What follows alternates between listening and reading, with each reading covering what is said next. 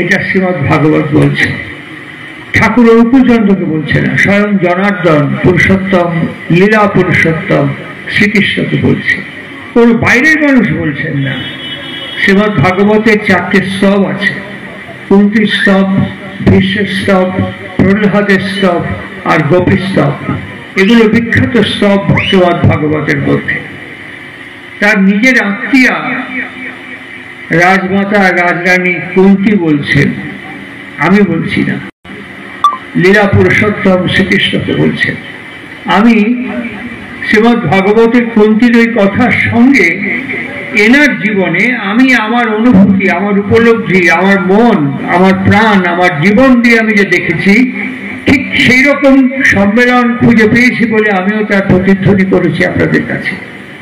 কুন্তিকে বলছে, শুনুন, যখন হস্তিনাপুর রাজ্য জয়লাভ হয়ে গেল, যখন হস্তিনাপুরের রাজাভিষেক হয়ে গেল, যখন হস্তিনাপুরের সম্রাট যুধিষ্ঠির সিংহাসনে আরোহণ করলেন, তখন দ্বারকেশ্বর যাদব শ্রেষ্ঠ, বিষ্ণুর শ্রেষ্ঠ, লীলা পুরুষোত্তম দ্বারকায় প্রত্যাবর্তন করবেন।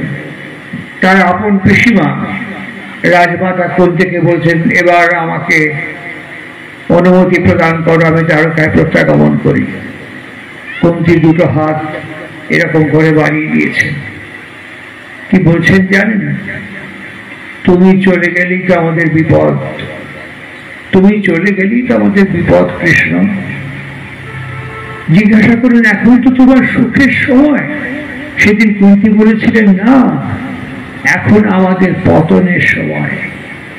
আমাদের সুখের সময় ছিল কষ্টের দিনগুলো, ব্যথার দিনগুলো, যন্ত্রণার দিনগুলো, যখন বনবাসে কাটিয়েছি, যখন আমরা খাণ্ডবপ্রস্থে জ্বলন্ত অবস্থায় ভস্ম হতে হতে বেঁচে গেছি, যখন আমরা বিভিন্ন সংকটের মধ্যে পড়েছি, সেটা আমাদের সুখের সময় ছিল। কেন জানো?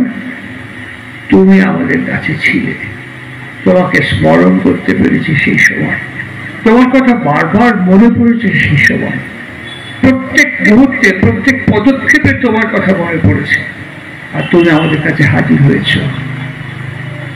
এখন এই সুখ তোমাকে ভুলিয়ে দিতে পারে, এখন এই সুখ তোমাকে মনে নাও করাতে পারে, এখন এই সুখ আমাদের তোমার কাছ থেকে দূরত্ব তৈরি করে দিতে পারে। এটাই আমাদের পতনের সময়।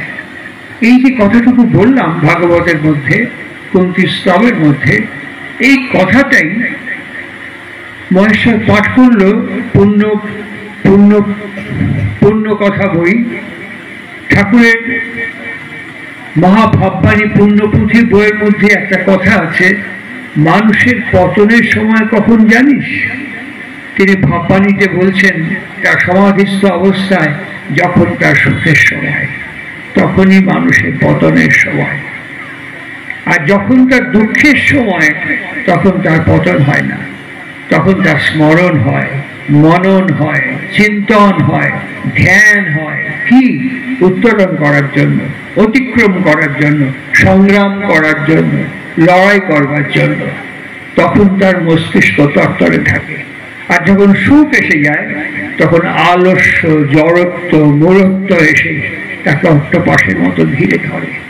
তাই কুন্তি আঙুল তুলে শ্রীকৃষ্ণকে বলছেন, তোমাকে মানুষের মতো দেখতে, তুমি আমাদের হুবহু মানুষের নকল করো, হুবহু মানুষের মতো নকল করো, কিন্তু আমি তোমার আত্মীয়া হয়েও আমি তোমাকে চিনতে পেরেছি, তুমি মানুষ নও।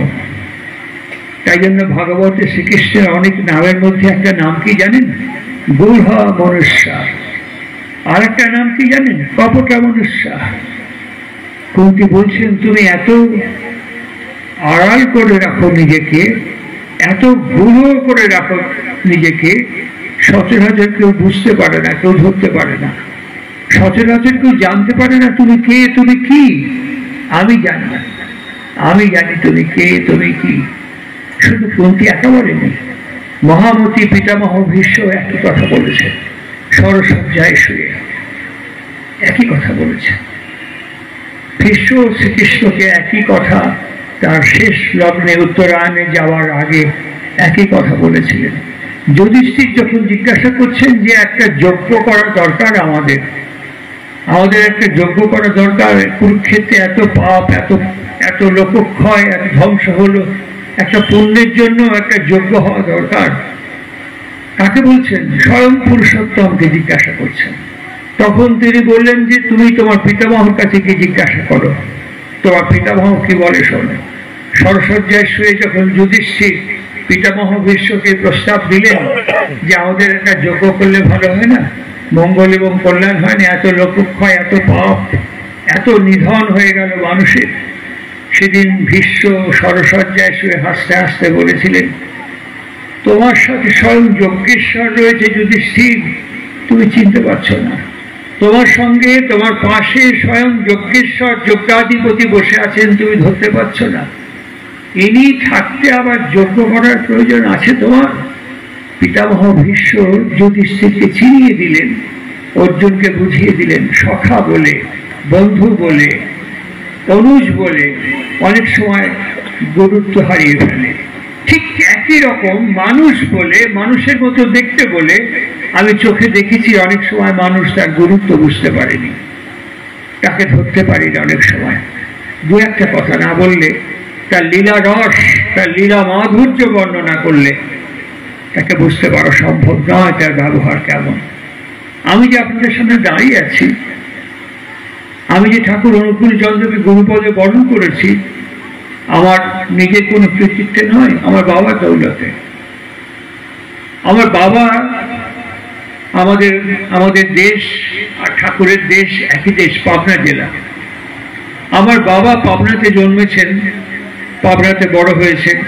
যখন ক্লাস 7-8-এ পড়ে, পাবনায় ঠাকুরের এত দুর্নাম, পাবনায় ঠাকুরের এত বদনাম, পাবনাতে ঠাকুরের এত কুৎসা, পাবনার মানুষ ঠাকুরকে সম্মান করেনি। এটা নিয়ম, এটাই স্বাভাবিক, এটাই নিয়ম হয়। সেখানে আবির্ভূত হন, সেখানে তারা তাকে স্বীকার করেন না। একটা কাগজ বেরোতো সেই সময়, শনিবারের চিঠি। এই শনিবারের চিঠি কাগজে ঠাকুরের প্রত্যেক শনিবার কাগজটা বেরোতো। কাগজটা সম্পাদনা করতেন বিশিষ্ট সাহিত্যিক এবং সমালোচক সজনীকান্ত দাস। তিনি প্রত্যেক দিন ঠাকুরের নিন্দা করতেন, প্রত্যেক সপ্তাহে। তিনি কিন্তু কোনোদিন ঠাকুর দর্শন করেননি, তিনি কিন্তু কখনো ঠাকুরের সামনে আসেননি, পাবনা হিমায়তপুর আশ্রমে কোনোদিন যাননি, কিন্তু লোকমুখে শুনে বানিয়ে বানিয়ে গল্প কথার মতো লিখতেন। আর এই কাগজটা হট কেকের মতো বিক্রি হতো পাবনায়। ঠাকুরের মন্ত্র শিষ্য একজন, তার নাম হচ্ছে রাধিকানাথ রাহা, তিনি এই কাগজটা বিক্রি করতেন, তার ভালো মুনাফা হতো। একদিন এক ভদ্রলোকের বাড়িতে কাগজটা দিয়েছেন, তিনি বলছেন, রাধিকা তুই ঠাকুরের শিষ্য না? বলছে হ্যাঁ। আর তুই পাপ করছিস কেন? বলে কি পাপ? আরে তুই লেখাপড়া জানতো না, তুই যে কাগজটা বিক্রি করিস এর মধ্যে তোর গুরুদেবের নিন্দে ছড়ানো পাতায় পাতায়, তোর গুরুদেবের নিন্দে তুই বাড়ি বাড়ি বেরিয়ে যাচ্ছিস, তোর পাপ হচ্ছে না? ওর মনে খটকা লাগলো, ঠিক তো। তাই ঠাকুরকে জিজ্ঞেস করে আসি। পাবনা শহর থেকে হিমায়তপুর গ্রামে সাইকেল চালিয়ে গেছে।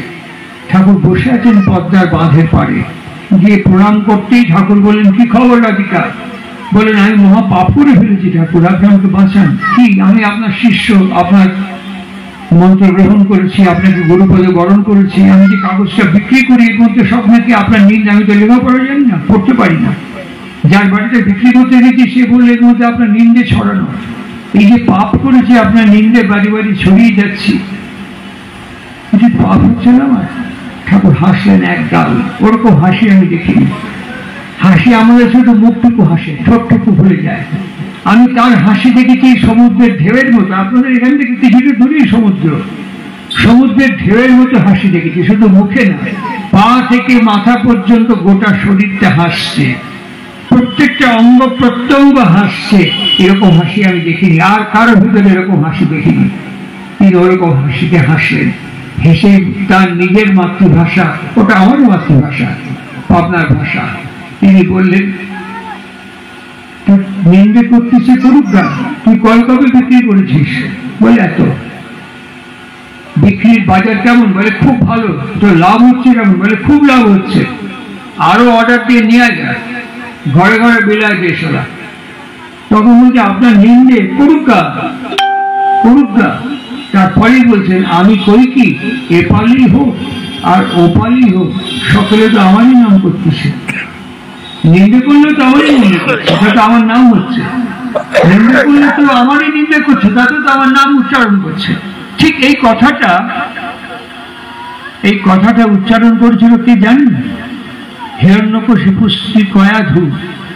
তাকে নারদ যখন দীক্ষা দিয়েছিল, হিরণ্যকশিপুর থেকে কয়াধু তার স্ত্রী ভক্ত প্রহ্লাদকে গ্রহণ করেছিলেন। আমরা ভাগবত শুনি, আমরা ভাগবত পড়ি, কিন্তু ভাগবতকে বিশ্লেষণ করতে পারি না, ভাগবতের মার্মিক ব্যঞ্জনাকে আমরা গ্রহণ করতে পারি না। যখন বিষ্ণু পূজা নিষিদ্ধ, কৃষ্ণ নাম নিষিদ্ধ তার রাজ্যে, তখন নারদ তাকে দীক্ষা দিলেন কয়াধুকে। কয়াধু জিজ্ঞেস করছেন, দেবর্ষি আমার স্বামী তো উঠতে বসতে চলতে ফিরতে তার নিন্দে করে বেড়ায়। তখন নারদ এই কথা বলেছিলেন, নিন্দে করে করুক গে, তুমি খালি শুনবে তার গুণগান। তোমার গুরুদেবের গুণগান করছেন তিনি, তোমার প্রিয়র গুণগান করছেন তিনি, তুমি সেইটুকু শোনো আর সেইটুকু গ্রহণ করো। সেই ভাবকে গ্রহণ করি ভক্ত প্রহ্লাদের আগমন। এই বিজ্ঞানটি আমরা পড়েছি, যিনি আমাদেরকে ধরিয়ে দিয়েছেন তার নাম শ্রী অনুকূল চন্দ্র চক্রবর্তী, যাকে আমরা শ্রী শ্রী ঠাকুর বলি। যিনি আমাদেরকে ধরিয়ে দিয়েছেন এই বিজ্ঞানটি, বুঝিয়ে দিয়েছেন এই বিজ্ঞানটি, যে তিনি প্রথম তার কাছে আমি শুনেছি, আমি MA, আমি BA, আমি ডক্টরেট, আমি ডক্টর ইত্যাদি ইত্যাদি শুনেছি। এগুলো আমাদের জাস্ট সার্টিফিকেট, কোয়ালিফিকেশন। আমি আমার জীবনে প্রথম তার মুখে শুনেছি, শ্রী শ্রী ঠাকুরের মুখে। এগুলো যেমন কোয়ালিফিকেশন, সেই রকম একটা বাবা হওয়া কোয়ালিফিকেশন, সেই রকম একটা মা হওয়াও কোয়ালিফিকেশন, একটা সার্টিফিকেট। এটা প্রথম শুনলাম। কি করে শুনলাম জানেন? আমার বাবার সাথে আমি গিয়েছিলাম বেহালা। বাবা যখন ঠাকুরের কথা বলে হেঁটে বেরিয়ে যাচ্ছেন, গাড়িতে উঠবেন, বাবার পেছন পেছনে আমি যাচ্ছি, একজন ভদ্রলোক দৌড়ে গিয়ে বললেন, মিস্টার মজুমদার আপনার কোয়ালিফিকেশনটা একটু বলবেন? আমার বাবা বললেন, লিখে নিন, আমার নাম গোবর মজুমদার, আমার কোয়ালিফিকেশন হচ্ছে FOFC। উনি লিখলেন FOFC। আমি তো জীবনে কোনোদিন এই ডিগ্রি শুনিনি। গাড়িতে যেতে যেতে বাবাকে বললাম, FRCS জানি, MRCP জানি, তুমি তো ডাক্তার না, তুমি তো ম্যাট্রিক পাস, তুমি FOFC কি বললে? বাবা আমার দিকে ঘুরে খুব গম্ভীরভাবে বললেন, ফাদার অফ 4 চাইল্ড। আমি বললাম, এটা একটা কোয়ালিফিকেশন? বলে, অফকোর্স, কুকুর বাবা হয়, ভেড়া বাবা হয়, মুরগি বাবা হয়, হাঁস বাবা হয়, মানুষও বাবা হয়। ভেড়া বাবা, কুকুর বাবা, গরু বাবা, মানুষ বাবা একই রকম। আমি বাবার মুখের দিকে হাঁ করে তাকিয়ে থাকলাম। তিনি বললেন, বাবা হওয়া একটা কোয়ালিফিকেশন। আমি তোর বাবা। তোর মা হওয়া একটা কোয়ালিফিকেশন, সে তোর মা, আমার বউ, তোর মা, এটা একটা কোয়ালিফিকেশন। আর এই পাঠটা পাঠশালা থেকে বিশ্ববিদ্যালয় পর্যন্ত কোথাও দেয়া হয়েছে বলে আমি জানি না। আমি মাঝখানে বেশ কয়েক বছর আগে কটক গিয়েছিলাম, কটক মেডিকেল কলেজে রিইউনিয়ন, MBBS ডাক্তারদের রিইউনিয়ন হয়েছে। সেখানে আমাকে বলতে দিয়েছিল, আমি কথা বলছিলাম, এই কথাগুলো বলছিলাম। তখন একজন নতুন ডাক্তার, সদ্য MBBS হয়েছে, সে ওখানে দাঁড়িয়ে আমাকে বলছেন, স্যার আপনি হাওয়ার ওপরে দাঁড়িয়ে কথা বলছেন, মাটিতে দাঁড়িয়ে কথা বলুন। বললাম, thank you doctor, thank you. Do you know what is soil? মাটির সাথে, মায়ের সাথে, ম্যাটারের সাথে কি সম্পর্ক তুমি জানো? মাটি, ম্যাটার এবং মা এক সূত্রে বাঁধা। মাটি, ম্যাটার এবং মা, মাটি, ম্যাটার এবং মাদার একসঙ্গে যুক্ত। তুমি তো MBBS হয়ে গেছো, সার্টিফিকেট পেয়ে গেছো, রিইউনিয়ন হচ্ছে। জাস্ট এ মিনিট, তোমাকে আমি কোশ্চেন করছি এখানে, তুমি এক্ষুনি ইনস্ট্যান্ট আমাকে বলো তোমার মা এখন কি করছে। বলো, ইয়েস স্যার। বলে, পকেটে করে হাত দিচ্ছে, আমি মোবাইল খুঁজছো? তখন বলছে, হ্যাঁ। আর তোমার মা কিন্তু মোবাইল জানে না, তুমি যখন এইটুকু ছিলে এখানে এখানে পেটের মধ্যে ঘুরতে, পা দিয়ে হাত ছুটতে, লাথি মারতে মার পেটের মধ্যে, মা বুঝতে পারত। মোবাইল দেখে গুগল সার্চ করে কিন্তু মা বোঝে। তুমি যখন এইটুকু হয়ে বিছানায় শুয়েছিলে, পেচ্ছাপ করতে, পায়খানা করতে, খিদে পেত, কাঁদতে, তোমার মা কিন্তু গুগল সার্চ করে কখনো দেখেনি। তোমাকে গুগল সার্চ করে মাকে মোবাইলে রিং ব্যাক করে জানতে হচ্ছে মা তুমি কি করছো, মা তোমার শরীর কেমন, ইনস্ট্যান্ট বলতে পারছো না, তোমার মা বলতে পারতেন। এটা মা কোনো কোচিং থেকে শিখেছেন, কোন মেডিসি পড়ে শিখেছেন, কোন ইউনিভার্সিটিতে শিখেছেন, সে গ্রামের মাই হোক আর শহরের মাই হোক, মূর্খ মাই হোক, অশিক্ষিত মাই হোক, শিক্ষিত ডিগ্রিধারী মাই হোক, সব মার ক্ষেত্রে এটা রিলেটেড। কেননা ম্যাটারটা তারা জানে, অর্ধেকটা বাবার কাছ থেকে নিয়ে অর্ধেকটা দিয়ে একটা পূর্ণ অবয়ব তৈরি করছে। তার মধ্যে ধ্যান আছে, মনন আছে, চিন্তন আছে, টান আছে। এই টান এবং প্রাণ এবং প্রেম থেকেই তোমার মা বুঝতে পারে তুমি এখন কি করছো, তোমার শরীর ভালো না মন্দ। পৃথিবীতে দুজন মানুষকে মানুষ লুকোতে পারে না, একটা হচ্ছে সহধর্মিনী অর্ধাঙ্গিনী, আর একটা হচ্ছে জননী গর্ভধারিণী। মিথ্যে কথা বলতে পারে কিন্তু লুকোতে পারে না, আড়াল করতে পারে না। তারা বুঝতে পারে। কেন বুঝতে পারে? বাবার বাড়িতে জন্মগ্রহণ করে দীর্ঘ বছর বাবার কাছে লালিত পালিত হয়ে তার বংশ, কুল, আভিজাত্য, কৃষ্টি, মর্যাদা সব, সপ্তপদী, কনকাঞ্জলি এগুলো পড়ে প্রতিগৃহে যাত্রা করার সঙ্গে সঙ্গে স্বামী স্বামী, আমার ইহকাল আমার পরকাল তুমি, এই রক্ত মাংসের মানুষটির কাছে নিজেকে সমর্পণ করে দেয়। তখন এটাই তার অস্তিত্ব হয়ে দাঁড়ায়, তার চিহ্ন বহন করে, হাতে শাখা, পলা, লোহা, চিহ্ন বহন করে। এখানে সিঁদুর, সিঁথিতে সিঁদুর, মাথায় ঘোমটা, চিহ্ন বহন করে ওই বংশের স্মারককে এখানে ধারণ করে। তার কাছে মিথ্যে কথা বলা যায় না, তার কাছে লুকোনো যায় না। মিথ্যে কথা বলা যায়, লুকোনো যায়, কিন্তু একটা সময় ধরা পড়ে যায়। কেননা তাকে মর্যাদা দিয়ে আমরা সেই ভাবে বুঝতে পারিনি। এই যে ইনি আজকে যার উৎসবে আমরা একত্রিত হয়েছি, ইনি বলেছেন স্ত্রীকে জানো, স্ত্রী হচ্ছে চিন্ময়ী মা। স্ত্রীকে জানো, স্ত্রী হচ্ছে চিন্ময়ী মা। আমি বহু বিশ্ববিদ্যালয়ে গেছি, তারা নারী স্বাধীনতা নিয়ে কথা বলেন, মুভমেন্ট করেন, আন্দোলন করেন, প্ল্যাকার্ড লাগান, পোস্টার লাগান, সেমিনার করেন। আমি বহু বহু বিশ্ববিদ্যালয়ে গিয়ে আমি প্রশ্ন করেছি, আপনারা সব নারী, সব মেয়ে, আপনারা সব মহিলা, আপনারা মা, আপনারা অনেকে দেখেছেন যে 50 বছর বিবাহ বার্ষিকী সেলিব্রেট করছে। আমাদের বিয়ে 50 বছর হয়ে গেছে, আমাদের বিয়ে এত বছর হয়ে গেছে, নাতিপুতি আমাদের হয়ে গেছে, আমরা সেলিব্রেট করছি আমাদের দাম্পত্য জীবন। সেই দাম্পত্য জীবন কেমন? আমি একটা ছবি আপনাদের কাছে বলি। আমি যখন এখানে আসছি দুপুরবেলা, আসার সময় আমি দক্ষিণেশ্বর পার হয়ে আসলাম। আর যখন দক্ষিণেশ্বর গঙ্গা পার হচ্ছি, আমি ডান দিকে আসার সময় ডান দিকে মা ভবতারিণীর মন্দির দেখলাম, আর ওখান থেকে নজর গেল দ্বাদশ শিব মন্দির, এবং কল্পনা করলাম শ্রী শ্রী রামকৃষ্ণ দেবের ঘর, ওখানে বহুবার গেছি। ওই ঘরে স্বামী স্ত্রী হিসেবে এক ঘরে এক বিছানায় কতদিন কাটিয়েছেন জানেন? বলতে পারেন?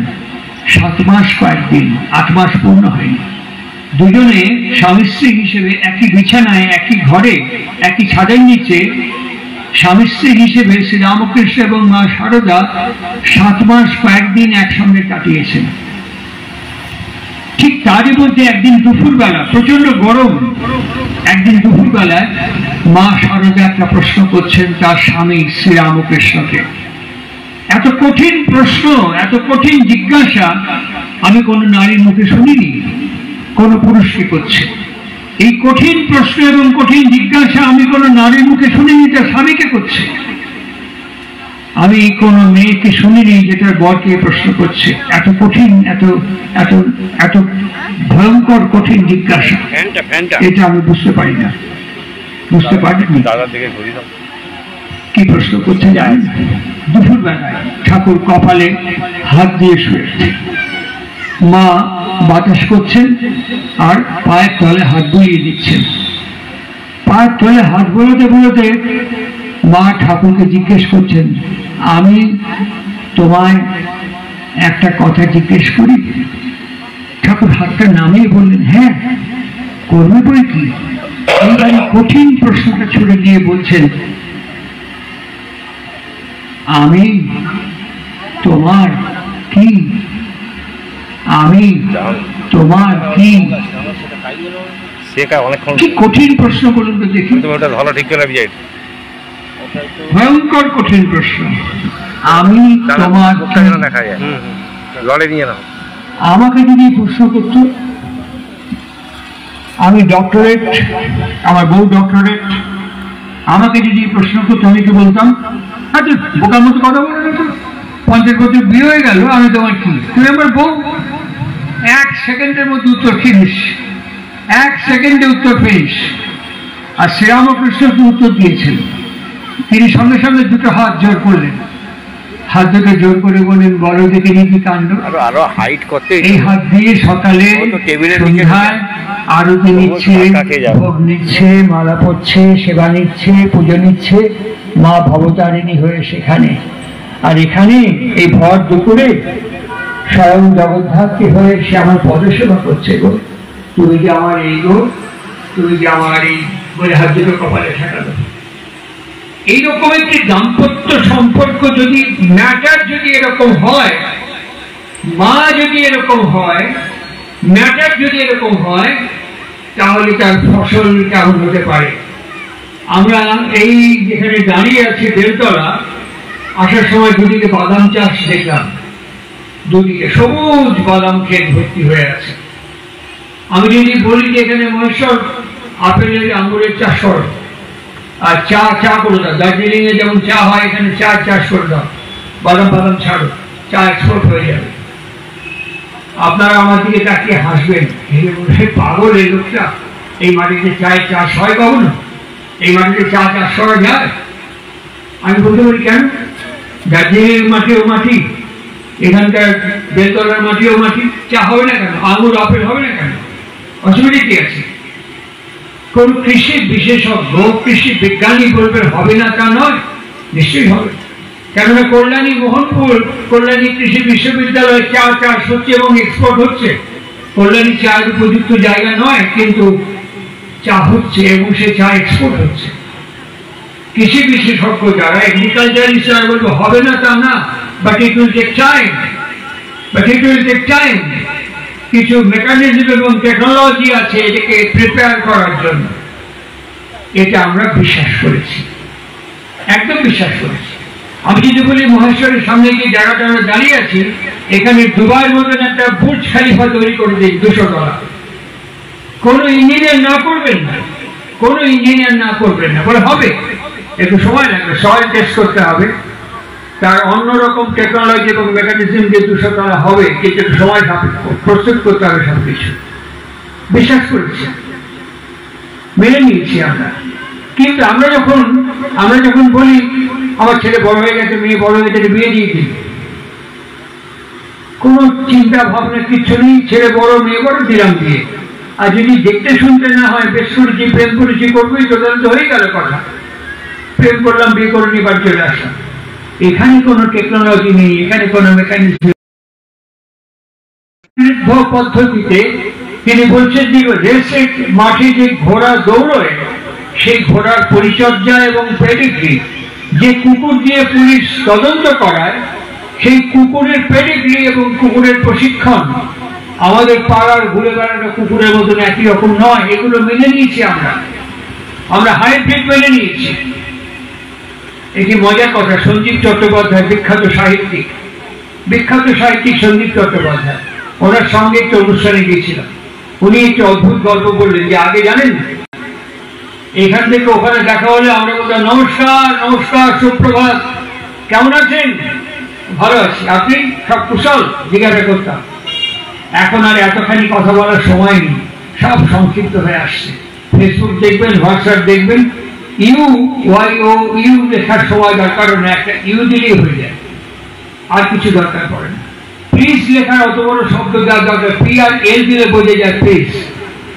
আমাদের বিরাট কোহলি এবং অনুষ্কা শর্মার বিয়ে হলো, ও দুজনের নাম এত বড় উচ্চারণ দরকার নেই, বিরিস্কা বলে দিয়ে হয়ে গেল। বিরাট কোহলি আর অনুষ্কা শর্মা বিরিস্কা হয়ে গেল।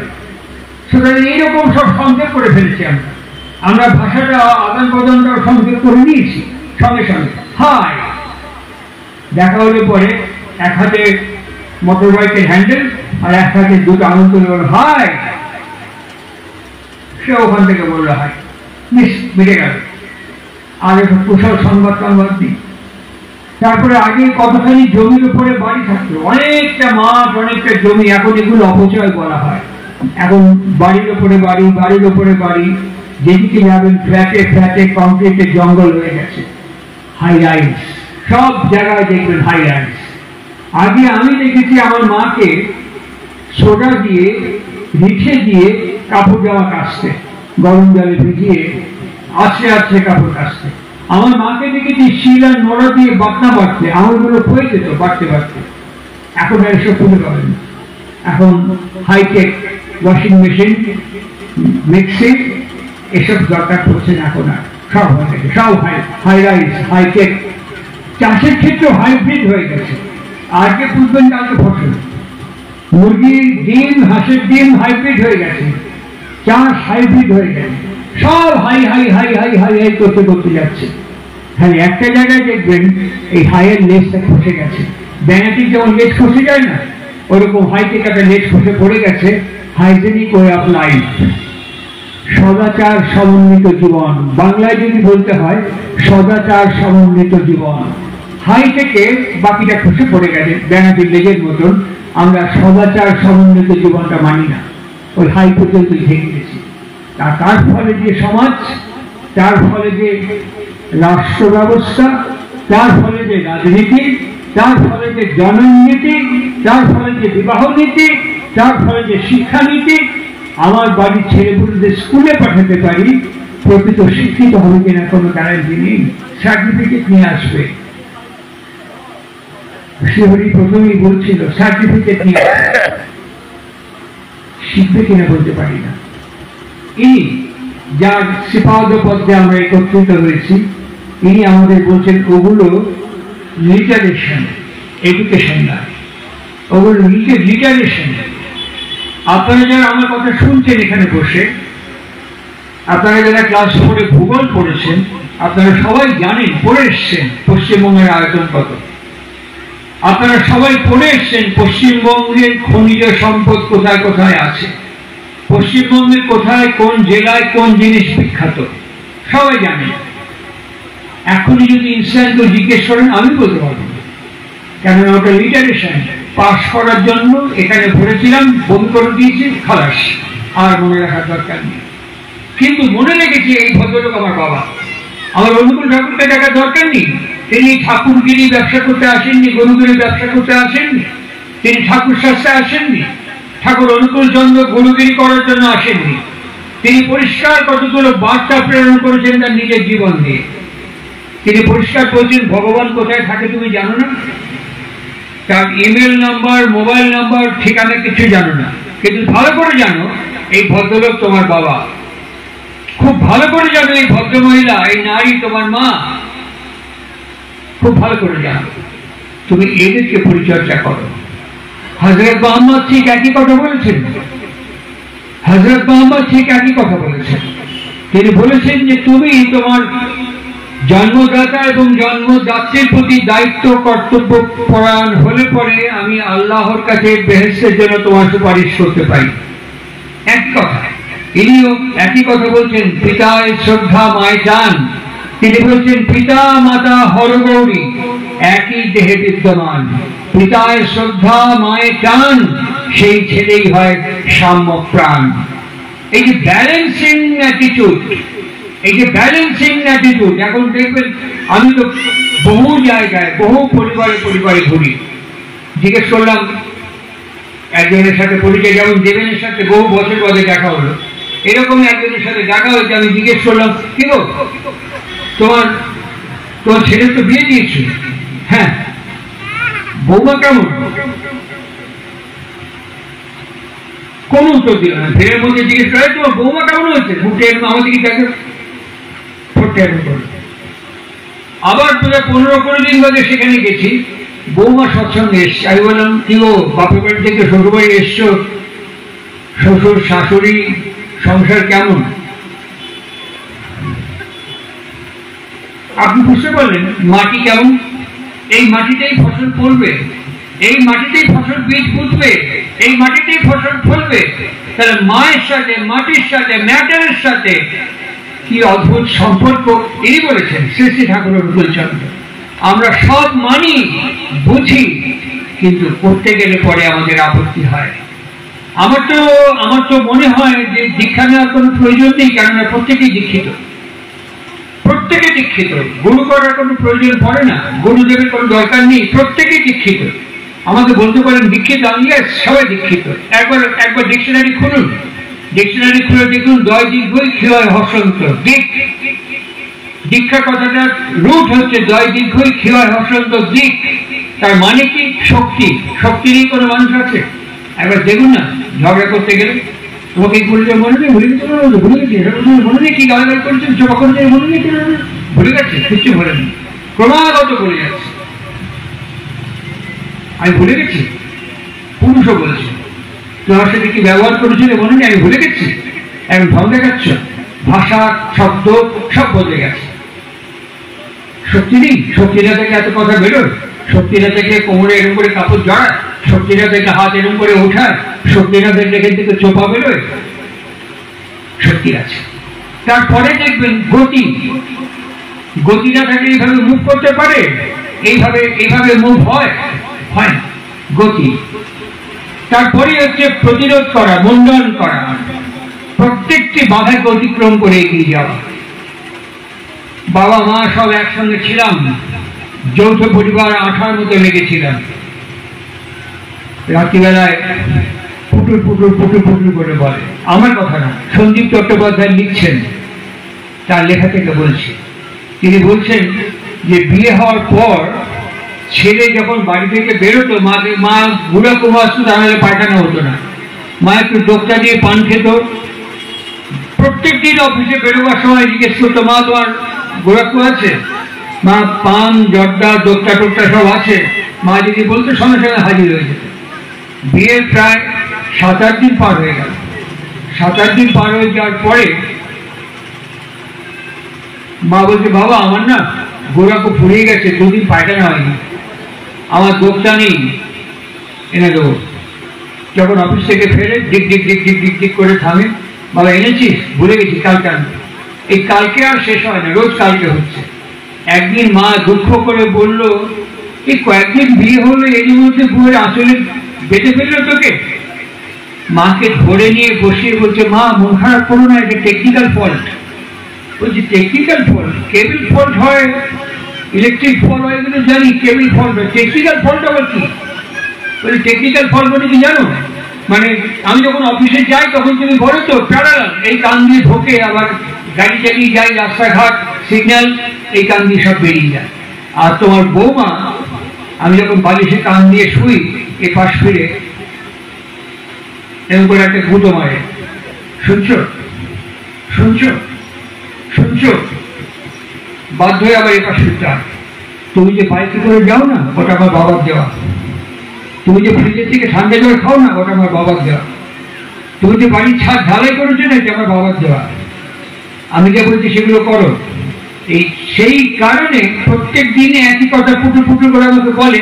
আমার একটা কান বালিশ দিয়ে প্যাক করা থাকে, আর একটা কান দিয়ে ঢোকে তো ব্রেনের মধ্যে ডিরেক্ট হিট করে, ওই জন্য বউয়ের কথাগুলো সব একদম পারফেক্টলি করে যায়। আর তুমি তো প্যারালাল, আমি যখন যাই তখন এখানে শুনে এখানে বেরিয়ে যায়, ওই জন্য টেকনিক্যাল ফল্ট। কিছু মনে করো, এনে দেবো পরে। এই টেকনিক্যাল ফল্ট আমাদের প্রায় সংসারে ঘটে যাচ্ছে। এই টেকনিক্যাল ফল্ট এনার ক্ষেত্রে ঘটতে দেখিনি। শুনুন তার লীলা রস, লীলা মাধুর্য। এনার বাবা অসুস্থ, পাবনা হিমায়তপুরে, আর ঠাকুরের পায়ে মাঝখানটা একটু কেটে গেছে কোনোভাবে, পায়ের মাঝখানটা কেটে গেছে, বেশ ব্যথা হয়েছে, ফুলে উঠেছে। ঠাকুরের মা মনমোহিনী দেবী, ঠাকুর কবিদের অনুকূল, কুষ্টিয়া থেকে তোর বাপের জন্য খোকা ডাক্তারের কাছ থেকে ওষুধ নেয়। সবাই যেমন বলে, ইনিও ঠিক তেমনই বলেছেন, দেখ মা, আমার না পাটা কেটে গেছে, হাতে খুব কষ্ট হচ্ছে, এত দূর যেতে পারবো? দেখি কতটা কেটেছি। টাকালো, তাকিয়ে বললো, ও কেটে না, ফাজি, তুই যা নিয়ে যা। আমি তখন জন্মাইনি। আমি আমার যে স্মৃতি কথাগুলো বলছি, এনার মুখ থেকে আপনারা যেমন বসে আছেন, আমিও এরকম বসে থাকতাম, এরকম সামনে আমিও বসে থাকতাম ওনার সামনে। ওনার মুখ থেকে উনি স্মৃতিকে রোমন্থন করছেন, আমি কানে শ্রবণ করছি, আপনাদের কাছে বর্ণন করছি। তিনি বলছেন, মা যখন আমার করলো, আমি তখন রওনা হলাম ওই কাটা পা নিয়ে। ওষুধ নিলাম, গড়াই নদী পার হয়েছি, পদ্মার চর যখন পার হচ্ছে, কাটা জায়গায় বালি মাটি ঢুকে টন টন টন টন করে ফুলে উঠেছে। আমি পদ্মার পাড়ের চরের উপরে বসে পড়েছি, আর হাঁটতে পারতেছি না, আর হাঁটার ক্ষমতা আমার নেই। আমার পাটা আমার চোখের সামনে এরকম করে তুললাম, তুলে আমি বললাম, সাদা তোর শক্তি বেশি না আমার মায়ের শক্তি বেশি? হ্যাঁ, তোর শক্তি বেশি না আমার মায়ের শক্তি বেশি? আমার মা বলেছে তুই পারবি, ও কিছু না, তুই পারবি, যাবি আর আসবি। আমি প্রায় বাড়ির কাছাকাছি এনে গেছি পদ্মার পাড়ে। তোর শক্তি বেশি না আমার মার শক্তি বেশি? এই কথাটা বারবার ভাবতে লাগলাম। তারপরেই আমি লাফ দিয়ে উঠে মাকে ওষুধটা দিলাম। মা বললো যে তুই ঘোরাচ্ছিস কেন? আমি তখন মাকে বললাম, কি তোকে বলেছিলাম না মা, আমার পা কেটে গেছে, টন টন করছে, পাটা ফুলে উঠেছে। মা গায়ে হাত দিয়ে বললো, 60 60। আর ঠাকুরের চোখটা জলে টস করে জল ডাল গড়িয়ে নেমে আসছে বুকের দিকে, ঠোঁট দুটো টির করে কাঁপছে। তারপরেই বলছে, শালা মা কি জিনিস, শালা মা কি জিনিস রে, মা কি জিনিস। তারপরেই বলছেন, যারা বাপের ধমক খায়নি, যারা বাপের হাতে মার খায়নি, বাপের ধমক খায়নি, যে সমস্ত ছেলেপুলে মায়ের মার খায়নি, মার বকা খায়নি, তাদের মতো দুর্ভাগা আমার চোখে আর কেউ পড়ে না। বাপের ধমক আর মায়ের মার এবং বকা তাদের জীবনে পরম আশীর্বাদ। এই পাঠশালাতে আমরা এই শিক্ষাটা পেয়েছি। তিনি বলেছেন, ঘুম থেকে উঠেই ঈশ্বরভীতি করার পর পিতৃভীতি এবং মাতৃভীতি করবে। আচ্ছা ধরুন আমাকে কেউ চেনে না, আমার নাম নেই, যশ নেই, টাকা নেই, পয়সা নেই, খ্যাতি নেই, কিন্তু আমি যদি ঘুম থেকে ওঠার পর থেকে আমার সন্তান আমার কাছে বসে একটা গাছের ফুল নিয়ে ওখান থেকে একটা ফুল তুলে নিয়ে এসে দু হাতে পেতে যদি আমাকে বলে, পিতা আমার জীবনের উৎস, আমার অসহায় শৈশব থেকে তোমার দয়া, মায়া, স্নেহ, ভালোবাসা, করুণা, ক্ষমা এবং পরিচর্যায় তুমি আমাকে মানুষ করে তুলেছ, তোমার কাছে আমার ঋণ অকৃতজ্ঞতার কোনো শেষ নেই। আমার সন্তান যদি আমার স্ত্রীর কাছে, মানে তার গর্ভধারিণী জননী, তার মার সামনে যদি বলে, মা মা আমার জননী, আমার তোমার ইচ্ছা থেকে আমার জন্ম, তোমার দেহ থেকে আমার দেহ, তোমার ভাষা থেকে আমার ভাষা নিয়ে আমার অসহায় শৈশব থেকে তুমি আমাকে মানুষ করে তুলেছ। আচ্ছা বলুন তো দেখি, কোন বাবা কোন মার না গর্ব হবে? বলুন, কোন বাবা কোন মার না গর্ব হবে, আনন্দ হবে? ঠাকুর বলছেন, এতে বাপ মায়ের আয়ু বৃদ্ধি হয়, রোগ শোক গ্রহ বিপর্যয় মুক্ত হয়। কেননা একটা গৃহের গৃহ দেবতা হচ্ছে বাবা এবং মা। যে সন্তান মা এবং বাবাকে এরকম মর্যাদা এবং পূজা করতে পারে, সম্বর্ধনা করতে পারে, সেই গৃহে রোগ শোক গ্রহ বিপর্যয় দূরে চলে যায়। আজকে পাঠগুলো আমাদের ইনস্টিটিউশনে, ইউনিভার্সিটিতে নেই, আমরা জানি না, জানলাম অনেক বুড়ো বয়সে জানলাম, তার কাছে এসে জানলাম, আর জানলাম বলেই প্রত্যেকদিন বাবা এবং মায়ের জন্য এটা করা আমাদের অভ্যেস হয়ে গেছে। এটা আমাদের অভ্যেস হয়ে গেছে করা। আজকে আপনাদের কাছে একজনের নাম বলবো, তিনি জার্মানিতে থাকতেন, সেখানে জন্মেছেন, তার নাম ভিক্টর ফ্রাঙ্কলিন। অ্যাডলফ হিটলার তাকে কনসেন্ট্রেশন ক্যাম্পে বন্দী করেছিল। ভিক্টর ফ্রাঙ্কলিন তিনি বুঝতে পেরেছিলেন যে আমাকে গ্যাস চেম্বারে মেরে ফেলবে, আর আমার বাঁচার কোনো রাস্তা নেই, মৃত্যু নিশ্চিত সামনে দাঁড়িয়ে আছে। গল্প কথা না, বাস্তব সত্য। ভিক্টর ফ্রাঙ্কল তখন কি করেছেন, চোখ বন্ধ করে নিজে এই দুটো ভুরু এবং নাকের সংযোগস্থল এইখানে ভিক্টর ফ্র্যাঙ্কল এইখানে নিজের মনকে কনসেন্ট্রেট করে আমাকে বাঁচতে হবে, আমাকে বাঁচতে হবে, আমাকে বাঁচতে হবে, ভালো থাকতে হবে, ক্রমাগত এই একই চিন্তা করে গেছে। এবং তারপরে সেই জ্ঞান্ত অবস্থায় কনসেন্ট্রেশন ক্যাম্প থেকে বেরিয়ে পরবর্তীকালে একটি বই লিখেছে। যারা সাইকিয়াট্রিস্ট, যারা মনোরোগ বিশেষজ্ঞ, তারা সবাই ভিক্টর ফ্র্যাঙ্কলের ওই বইটি পড়েন। আর একজনের কথা বলছে, তার নাম স্যার আর্থার গায়টন। তিনি ছোট্টবেলা থেকে স্বপ্ন দেখতেন আমি বড় ডাক্তার হবো, সার্জেন হবো, অপারেশন টেবিলে দাঁড়িয়ে অপারেশন করবো।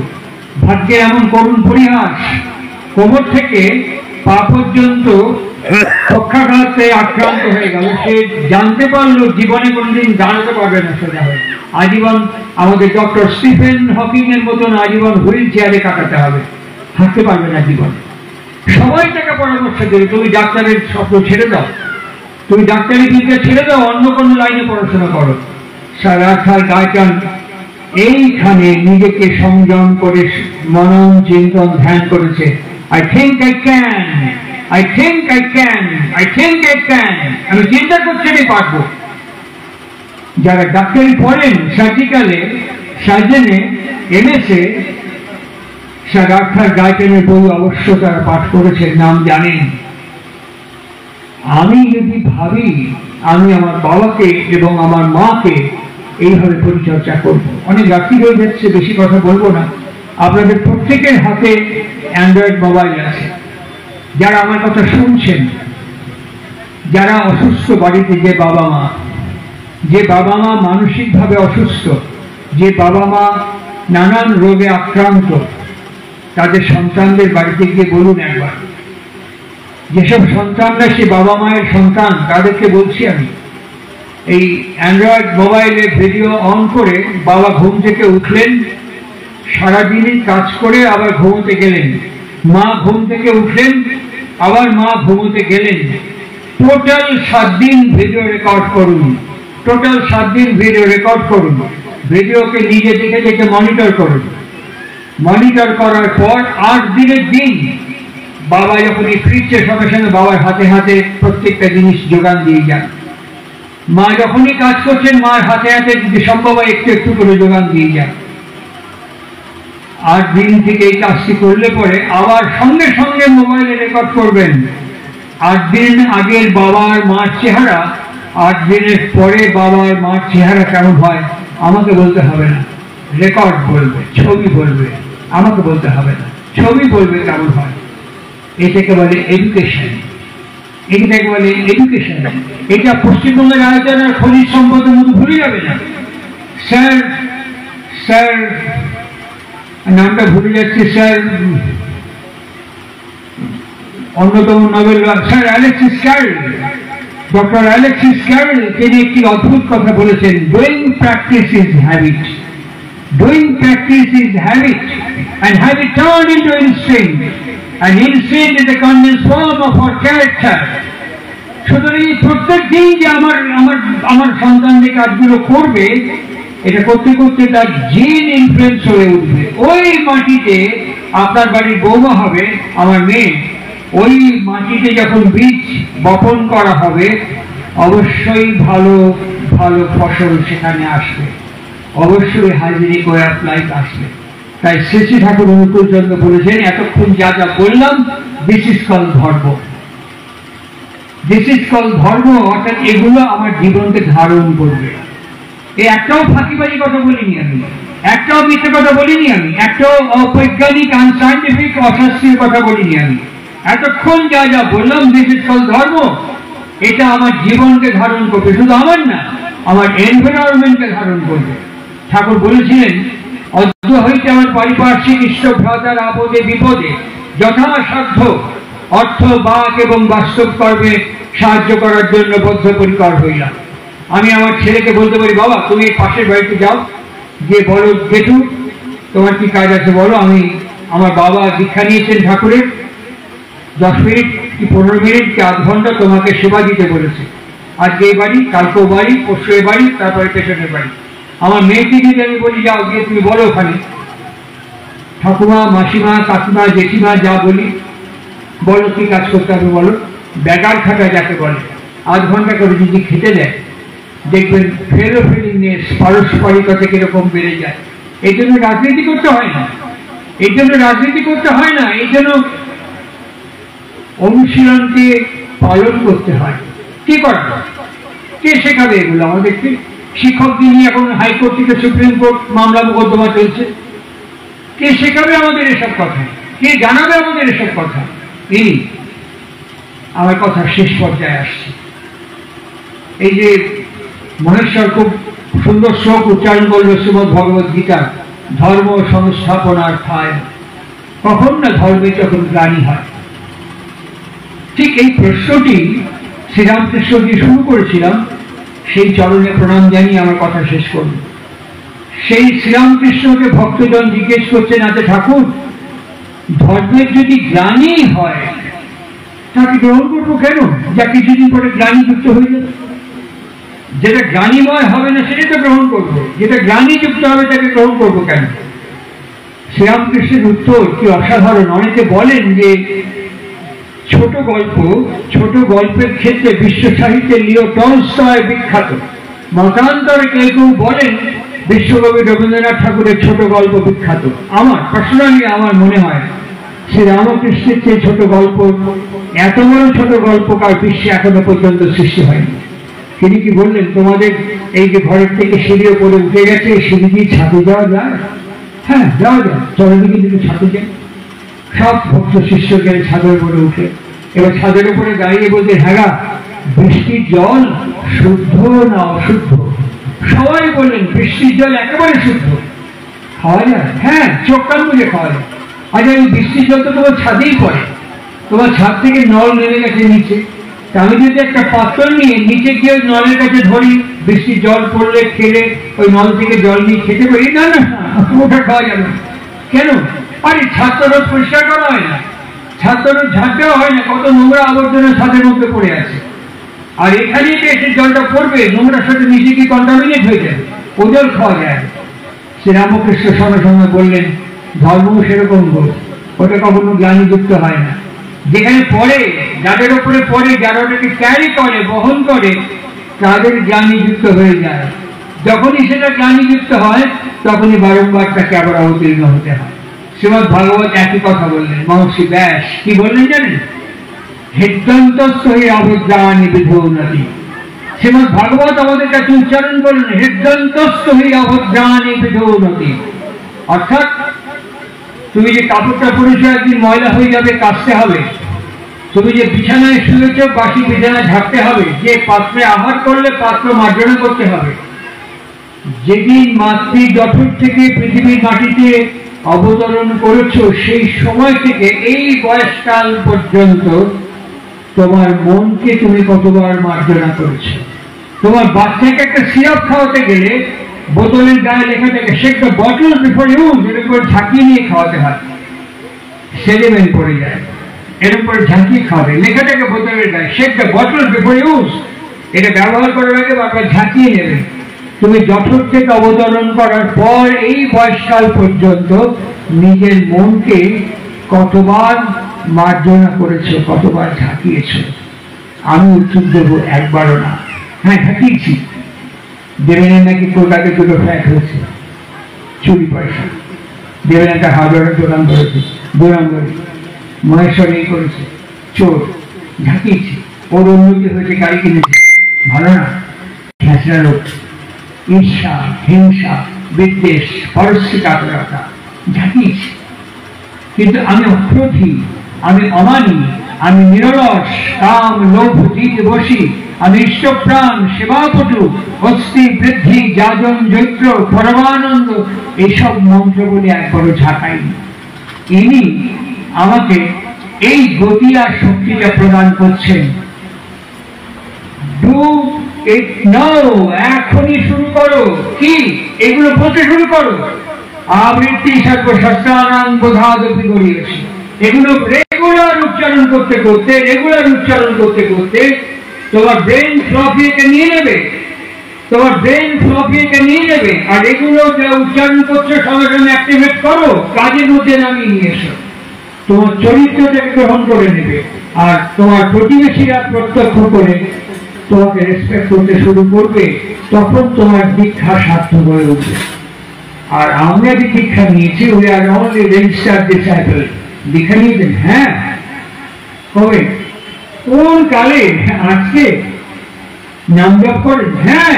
কি বলেন? চলতে ফিরতে উঠতে বসতে সব সব নাম ছাড়া কি? নামই তো বাঁচিয়ে রেখেছে। ব্যবহারটা প্রমাণ করবে না, চরিত্রটা প্রমাণ করবে না, আচরণটা প্রমাণ করবে না।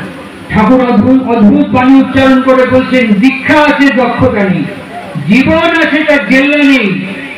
এই দীক্ষা ঠাকুর অনুকূলচন্দ্র চাইনি। তিনি গুরু শাস্ত্রে আসেননি, তিনি গুরুগিরি ব্যবসা করতে আসেননি। তাই দীক্ষিত মানুষের জীবনে শক্তি থাকবে, গতি থাকবে, বল থাকবে, ভরসা থাকবে। যে কোনো সমস্যা, যে কোনো সংকটে সে ভয় পাবে না। অতিক্রম করবার জন্য গুরু শক্তি কেবলম, গুরু কৃপা হি কেবলম, গুরু বীজ নাম হি কেবলম। সে গুরু বীজ নাম জপ করতে করতে সমুদ্র সাঁতরে পার হয়ে যাবে। এই শক্তি নিয়ে সে মাটিতে পা রাখবে। আপনাদের কাছে অনেকক্ষণ কথা বললাম। এরপর আনন্দবাজার প্রসাদ, রাত্রি হচ্ছে, আপনারা ফিরে যাবেন। আমি সারা রাত কথা বলতে পারি, সারা রাত কথা বলতে পারি, কিন্তু আপনাদের সাথে কথা বলতে বলতে আপনাদের ধৈর্যের চ্যুতি ঘটবে। আনন্দবাজার যারা পরিবেশন করবেন তাদের অসুবিধা হবে, আপনাদের বাড়িতে ফিরতে হবে। শুধু আমার একটা আবেদন আপনাদের কাছে, আমি কাউকে চিনি না, কারোর সঙ্গে আপনাদের আমার রক্ত, বর্ণ, বংশ, গোত্রের কোনো সম্পর্ক নেই, কিন্তু প্রত্যেকেই আপনারা আমার পরম আত্মীয়। কেন জানেন?